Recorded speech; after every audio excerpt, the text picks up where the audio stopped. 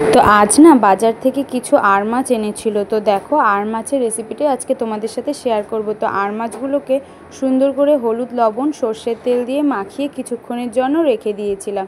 তারপরে কড়াইটা গরম হয়ে যাওয়ার পরে সর্ষের তেলটা ওপর দিয়ে মাছগুলোকে এবার সুন্দর করে ভেজে নিলাম। তো মাছগুলোকে ভাজার পরে এদিকে দেখো একটা মশলাও করে নিয়েছি, আর এদিকে পেঁয়াজ কুচি কিছুটা রেখে দিয়েছিলাম, টমেটো আর আলু।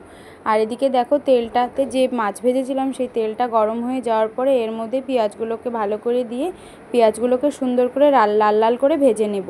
তারপরে পেঁয়াজগুলো যখন লাল লাল হয়ে ভাজা ভাজা হয়ে যাবে তারই মধ্যে যে মশলাটা করে রেখেছিলাম, আর মশলার মধ্যে দিয়েছিলাম টমেটো, আদা আর কিছুটা পেঁয়াজ। তো এই মশলার মধ্যে দিয়ে মশলাগুলোকে আবার সুন্দর করে কষিয়ে নিলাম। তো তারপরে টমেটোগুলোও দিয়ে দিয়েছি। তো দেখো এদিকে মশলাগুলোর তেলও ছেড়ে দিয়েছে।